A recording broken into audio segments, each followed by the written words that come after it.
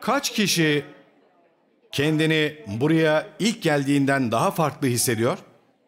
O zaman şöyle diyebilir miyiz? Siz o değişim nehrine adım attığınız anda ve bilinçsiz benliğinizin bilincinde olmaya başladığınız zaman ağzınızdan çıkan sözlerin farkına varıyorsunuz.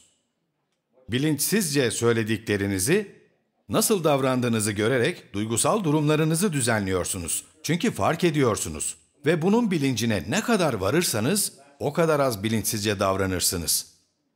Kişiliğiniz, kişisel gerçekliğinizi yaratıyorsa ve içinizde bu değişiklikleri yaptıysanız siz bir iç mimarsınız demektir.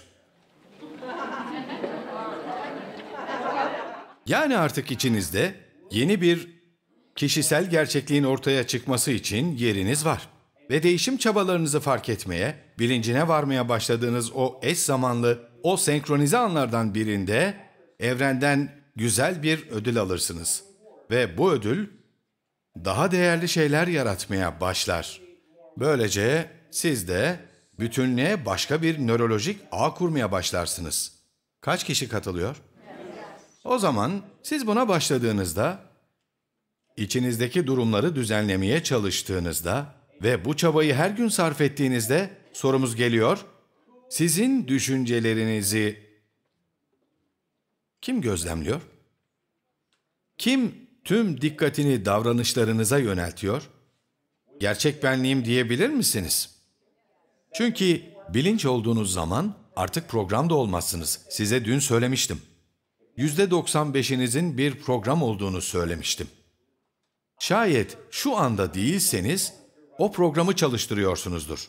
Bu iş hayvan ehlileştirmek gibidir. Bir program olan parçamızı buna alıştırmak belirli bir irade gerektirir. Bir çaba gerektirir. Ve bunu gerçekten başarabiliyorsanız ancak o zaman değerinizin arttığını kabul edebilirsiniz. Ve kendinizi iyi hissetmek için artık sizin dışınızdaki hiçbir şeye bel bağlamazsınız. İyi hissediyorsunuz çünkü içinizde değişiklikler yaptınız. Kendinizi daha değerli hissetmeye başladığınızda evren size sadece almaya değer olduğunuz şeyleri verir.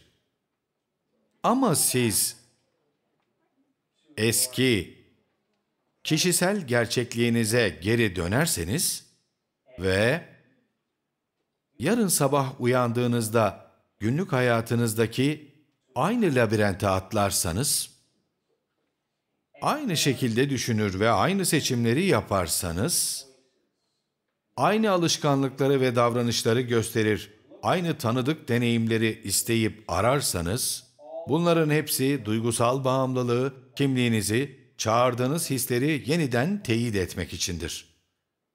Bunu tekrar tekrar yaparsanız, aynı şekilde düşünüp aynı seçimleri yaparsanız, aynı şekilde davranıp aynı şekilde hissedip yaşarsanız, yaşam labirentinin, sonsuzluk labirentinin ya da başka bir deyişle kuantum alanında var olan olasılıklara denk muazzam büyüklükteki bir deneyimler labirentinin içinde küçük bir köşede daire çizer durursunuz.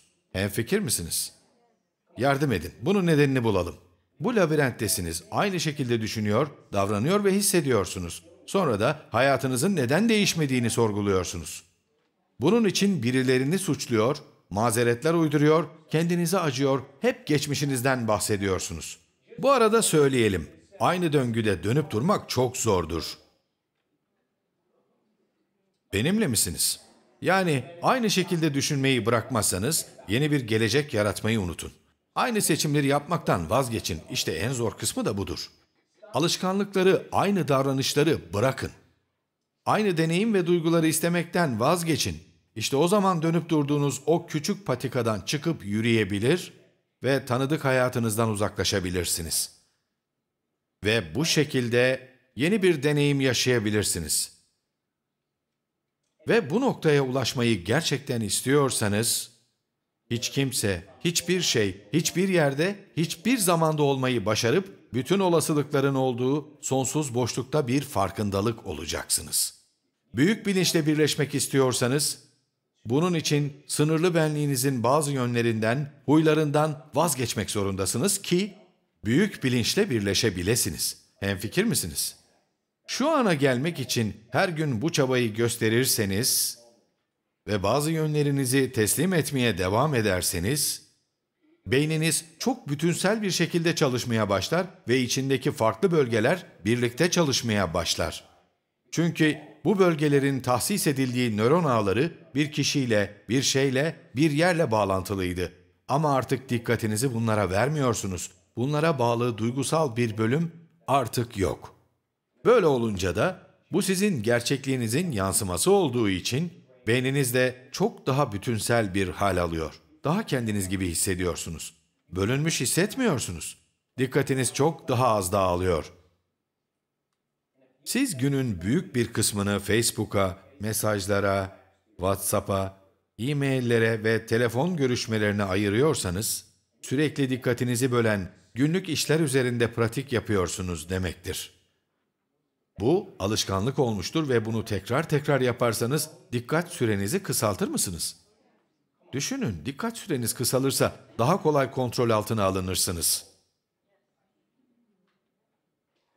Ama siz kurtulmak için çaba sarf ederseniz, WhatsApp'ın, Facebook'un, Twitter'ın, e-maillerin hakimiyetinden çıkarsanız aslında onlarda yanlış bir şey yok. Ama onların üstüne çıkamazsanız sizi ele geçirirler.